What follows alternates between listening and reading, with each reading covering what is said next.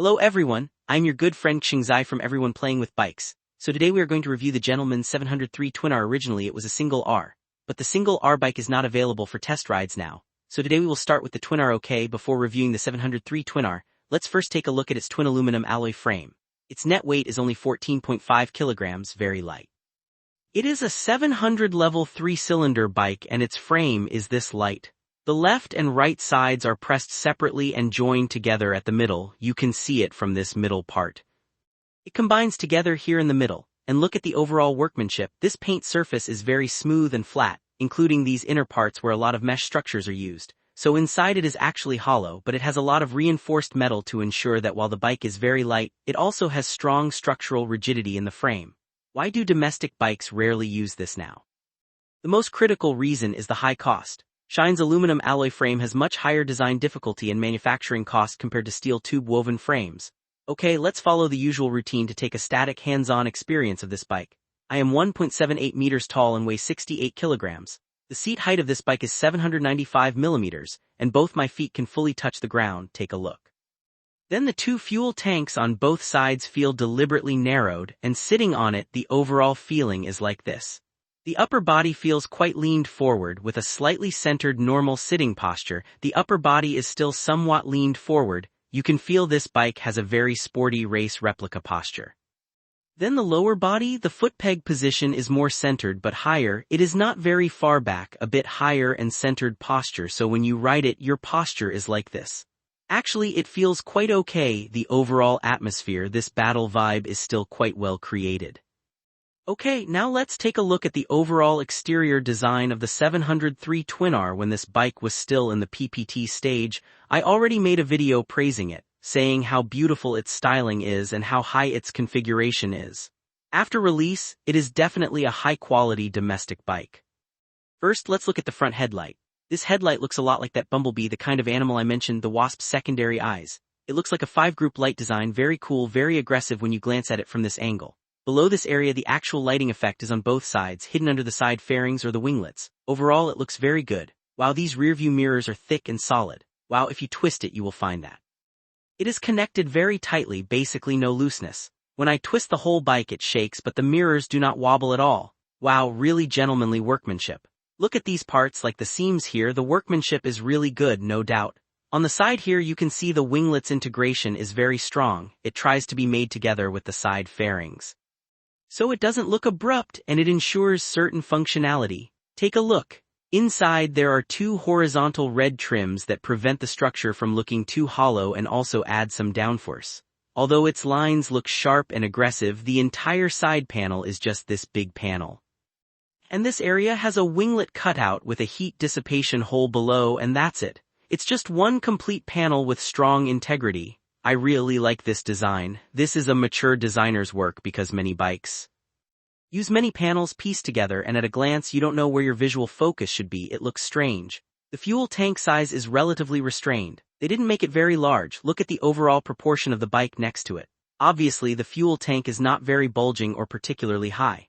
This area has a plastic trim edge and on top is a metal shell fuel tank. Nowadays many manufacturers make fuel tank shells of plastic, but this bike's fuel tank shell is still metal. But the side part is plastic. This area has a small shark gill-like design. The overall texture and workmanship are still quite good, matte finish. This fuel tank cap has a gentlemanly small logo. The overall workmanship looks very nice. Looking at the whole rear from this angle it is very uplifted. How uplifted? You can see the whole rear seat line rises from here upwards. Pay attention to this part. The black area here is the frame, connected with the main frame in front. It is not just a plastic shell. The material used is quite decent, and again the workmanship of the seams here, my goodness, they are extremely neat. Then at the back it also has a design that connects both sides. However, unlike others, this connection extends the tail light area here, not just a single tail light in this spot but also here, enlarging the tail light area, making it more eye-catching from behind. The turn signals are here. Take a look at the turn signals, slim LED turn signals, very beautiful. Also, the rear license plate bracket size is very restrained. Even if you don't modify it later to a short tail bracket, it still looks very harmonious. The aluminum alloy seagull style rear screen groove, wow. Really cool, brothers, it's really beautiful. Except for these two stickers on top which I think are a bit redundant, the overall fairing with its uplifted angle, middle cutouts and the sandblasted details, really cool, brothers. The rear exhaust matches nicely. Let's take a look at the other side. Also, the aluminum alloy rear swingarm can greatly reduce unsprung mass, improving handling performance. I feel the windshield is a bit low, it's slightly small and its angle is a bit too smooth. If it were made a bit taller and extended to this position, the whole windshield line would better match the aggressive, sharp overall lines of the bike. The current design is still a bit conservative. Now looking at the bike's configuration, this one differs from the other version. This one is equipped with Brembo brake calipers. Take a look, these are two opposing 4-piston Brembo calipers while the other has ZONTES calipers. This one costs about 41,000 yuan, 2,500 yuan more expensive. This is a Marzocchi black inverted front fork. I think gold color might look better overall, but its spec is very high with preload and damping fully adjustable. Look at the triple clamp, it's very beautiful. The workmanship on the triple clamp is actually very good overall. So how does this gentleman 703 Twin-R ride? As our country's first 3-cylinder race replica, if I tell you this bike is perfect and all around, that's impossible. It would defy mechanical principles. Motorcycle tuning is like a seesaw, strengthening one aspect definitely affects another. This bike is the same. Overall, it can be considered an excellent and good bike, but some areas still need optimization.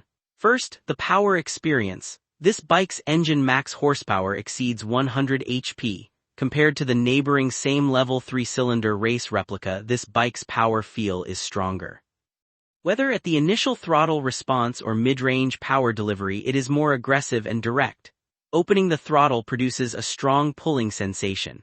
This feeling is completely absent in same-class 4-cylinder bikes. Without looking at the data, just by feel, it is even close to some more conservative power-upgraded 4-cylinder bikes.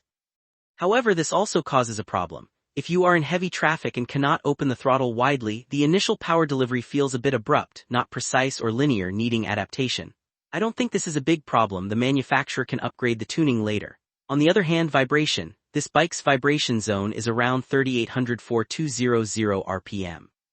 If you are the type who rushes the bike aggressively, opening throttle hard from low RPMs and shifting at 5,000-6,000 RPMs or 10,000 RPMs, you basically skip this vibration zone so it won't affect you.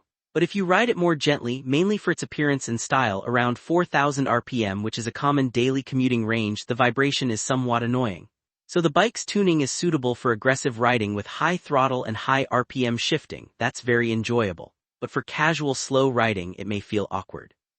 Another point is handling and comfort. I basically can't find faults in handling. It has a twin aluminum alloy frame with excellent rigidity. You can twist and turn it as you like. Plus, the Marzocchi fully adjustable suspension has good toughness control, holding the bike steady like a track bike. The frame is light, so handling has no issues. The posture is generally quite sporty, so long rides might cause some fatigue, but I think that's acceptable. The twin-wing aluminum alloy frame is quite thick, and your inner thighs have parts not covered by the shell, so your legs contact the frame directly. The frame gets very hot from the engine, somewhat burning your legs, especially in summer at 30-40 degrees Celsius. I suggest putting a heat insulation sticker here, it will be better. To conclude, this gentleman 703 Twin-R, as the first domestic 3-cylinder race replica, has strong power and excellent handling, but details, tuning and design still have room for improvement. Overall, compared to the same class, even with imported bikes, it is very competitive. It depends on your riding habits and whether the bike's tuning suits you. If you think this video is good, please like, comment and share. If you have any motorcycle questions, feel free to leave a message or send a private message. I am your good friend Xingzai from Everyone Playing with Bikes. See you next time.